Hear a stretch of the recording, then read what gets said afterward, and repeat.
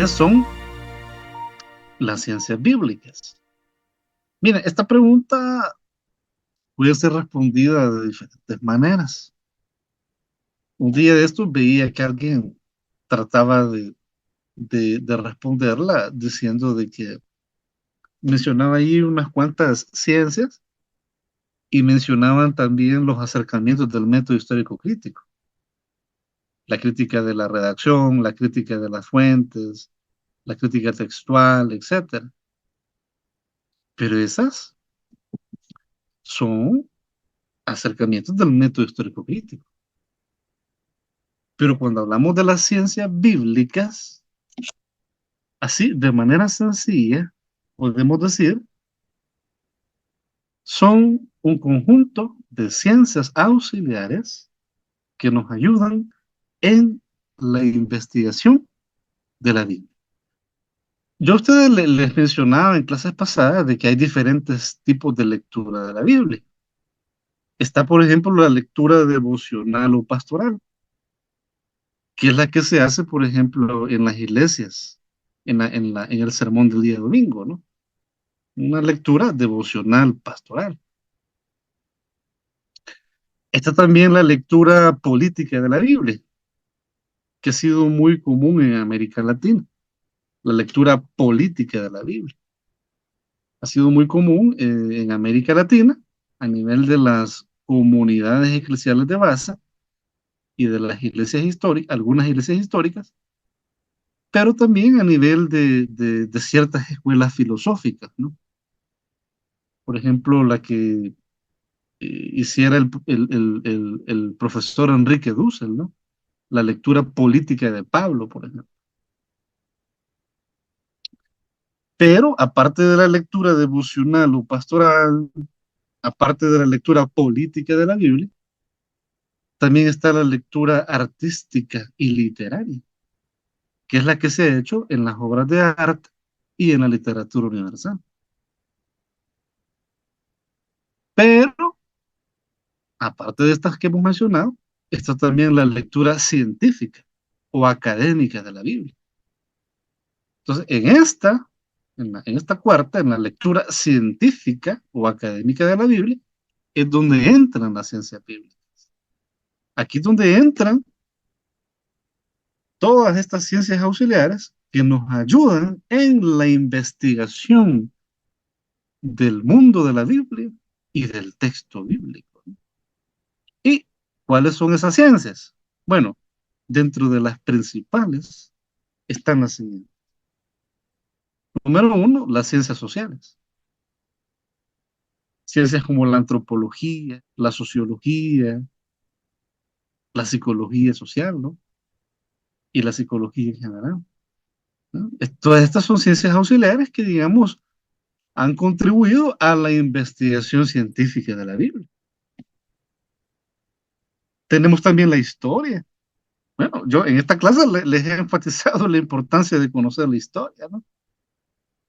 O sea, si no conocemos la historia de Israel, no vamos a comprender muchas cosas que aparecen en la Biblia hebrea. Si no conocemos de historia del mundo antiguo, en los diferentes periodos, no vamos a comprender el contexto histórico de los libros de la Biblia. Entonces, la historia también es una ciencia auxiliar al servicio de la investigación científica de la escritura, ¿no?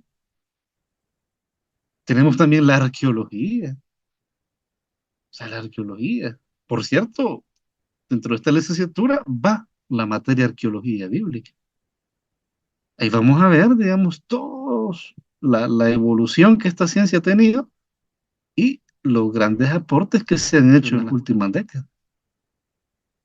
Y cómo desde la arqueología se han comprendido eh, muchas cosas que aparecen dentro del texto, ¿verdad? O dentro de los textos. Aparte de la arqueología, tenemos la egiptología y la asiriología, ¿no? Ustedes saben de que dentro de la Biblia hebrea, las dos culturas, aparte de la cananea, que es como la cultura base, la cultura matrix, las dos culturas más influyentes en la Biblia hebrea han sido Egipto y Mesopotamia. O sea, todo estudiante serio de la Biblia debe de conocer de egiptología, por lo menos en lo básico. Es decir, cómo la cultura y el pensamiento egipcio ha influido la Biblia, pero también la asiriología. Y cuando hablamos de asiriología, no nos referimos únicamente al estudio de la influencia asiria o del imperio asirio. La asiriología es el nombre técnico de la ciencia que estudia todo lo que tiene que ver con las culturas mesopotámicas. Y en este caso, la influencia que han ejercido en la cultura y literatura bíblica. Debemos de conocer de literatura también. O sea, bueno, yo a ustedes les he hecho ver, ¿no? La importancia que tienen, por ejemplo, los géneros literarios, los recursos retóricos, el tema de la literatura comparada, ¿no? Que en esta materia, por lo menos los géneros literarios los vimos así de manera general, ¿no? Para conocer los principales. Pero en cada una de las asignaturas que vienen, los vamos a ir viendo de manera más detallada.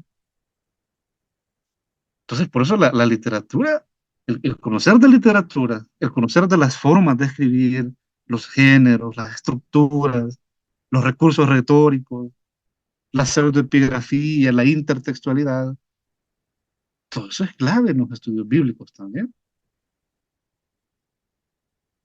Y, por supuesto, la lingüística, ¿no? La lingüística. La lingüística es bien importante, sobre todo a la hora de estudiar la parte idiomática. Ahí es donde entra todo lo que tiene que ver con fonología, ¿no?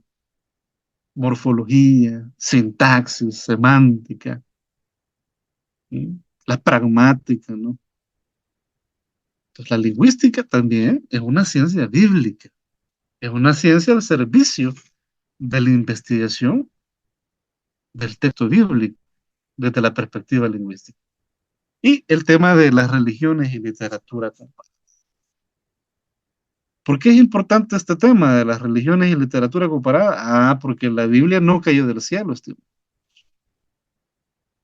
La Biblia no cayó del cielo. O sea, la Biblia no, o sea, no es como algunos en la antigüedad lo imaginaron, ¿verdad? De que fue dictada, ¿verdad? Al oído de los escritores, no. La Biblia es hija de es producto de una cultura, es producto de una cultura. Y los escritores bíblicos se vieron influenciados por ideas de culturas y literaturas de países vecinos, que es importante conocerlas para ver, digamos, eh, las fuentes utilizadas por los escritores, ¿no? Y la adaptación propia que ellos hicieron en los textos para darle, digamos, un significado al texto bíblico. Porque en esto de las religiones y literatura comparada, no se trata solo de decir, ah, este es un mito que proviene de tal cultura, que es el fallo que han tenido la hermenéutica liberal y algunos que, digamos, han utilizado el método histórico crítico clásico, ¿verdad?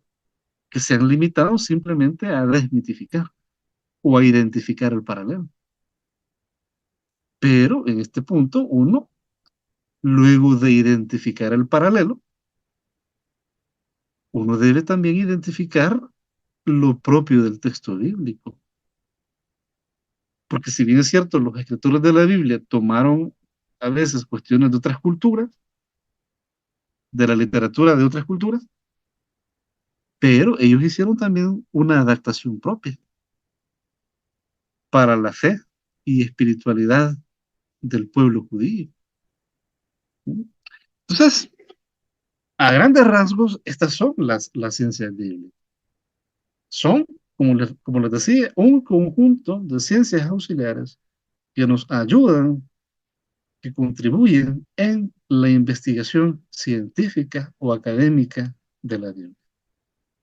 Y estas que hemos presentado, pues están dentro de las categorías principales. En algunos libros, algunos autores podrán mencionar otras, ¿verdad? Pero, al menos dentro del consenso, estas están dentro de las categorías principales. De esas ciencias que contribuyen a la investigación académica de la Biblia, a la investigación científica de la Biblia. Entonces, termino acá la clase. No sé si alguien tiene alguna pregunta, alguna consulta, algún comentario, puede hacerlo en este momento. Licenciado, bendiciones, saludos para usted y para todos los compañeros. A veces nos podía ampliar un poquito, hermano L. Nilsson, con lo que usted mencionó de que Israel no siempre fue monoteísta. Ajá, estoy entendiendo que era la manera que en ese momento se entendía, ¿verdad? Dios. Entonces, ¿cuáles fueron las formas, ¿verdad?, en que Israel entendió a Dios? Porque en ese momento, pues, histórico, era monoteísta, pero anteriormente no lo era, parece. Sí, vaya, mire, en el punto ese de la evolución de la religión de Israel, la religión de Israel ha atravesado diferentes fases. Eh, Primero, la fase más antigua es la de la religiosidad doméstica, ¿verdad? En la época de los clanes, cuando todavía no existía la Federación o Reino de Israel.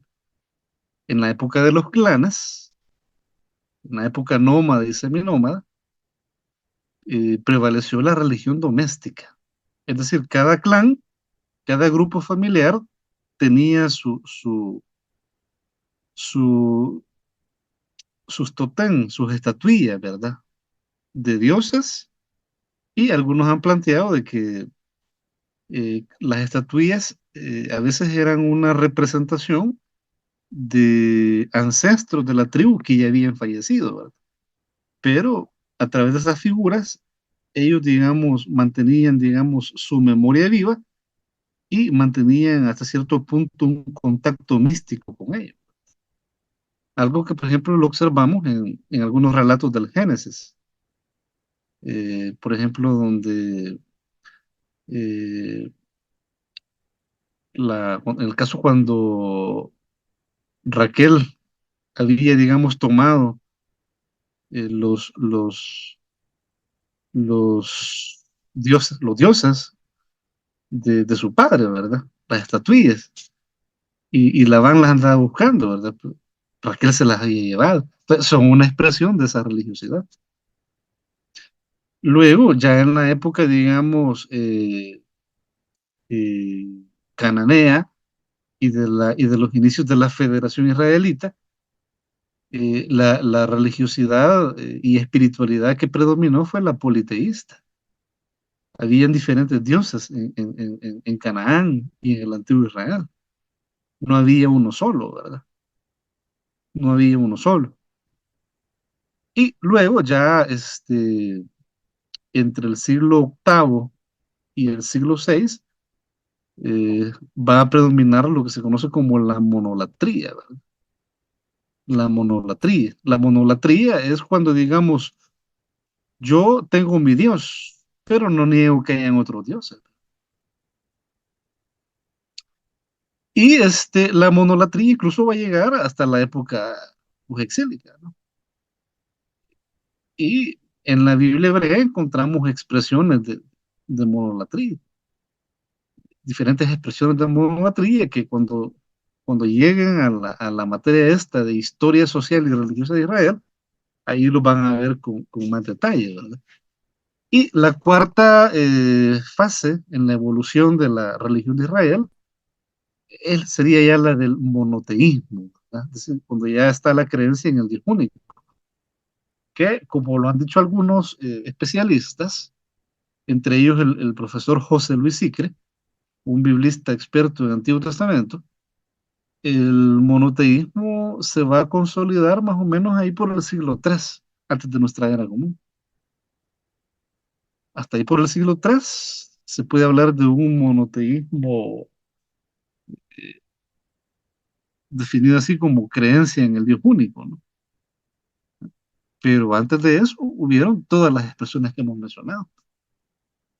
Incluso en los estudios bíblicos actuales se plantea de que en realidad nunca hubo un monoteísmo puro, nunca hubo un monoteísmo puro. O sea, siempre, digamos, se mantuvo la creencia de que aparte de Yahvé, el Dios principal, había por lo menos un, un acompañante divino, ¿verdad? Entonces, por eso algunos plantean de que nunca hubo ni ha habido un monoteísmo puro, así, de un Dios único en absoluto. Siempre este Dios único ha tenido, digamos, acompañantes, una especie como de Dios menor. Pero eso, pues lo vamos a ver más adelante en la asignatura Historia Social y Religiosa de Israel, ¿verdad? Eso es lo que le puedo comentar ahorita, hermano Germán. No sé si quedó claro o tenía alguna otra consulta. No, está bien, licenciado. Gracias ahí por tu, ya nos amplió ya, ¿verdad? Gracias, licenciado. Bendición. Muy bien. No sé si alguien más tiene alguna otra consulta.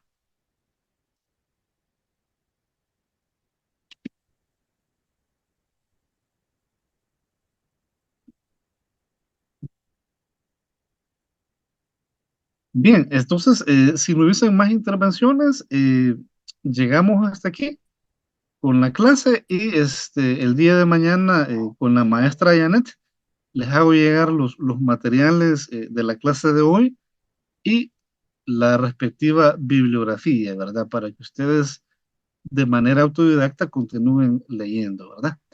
Así de que ha sido un gusto, se me cuidan y nos vemos Dios mediante la próxima semana. Bendiciones.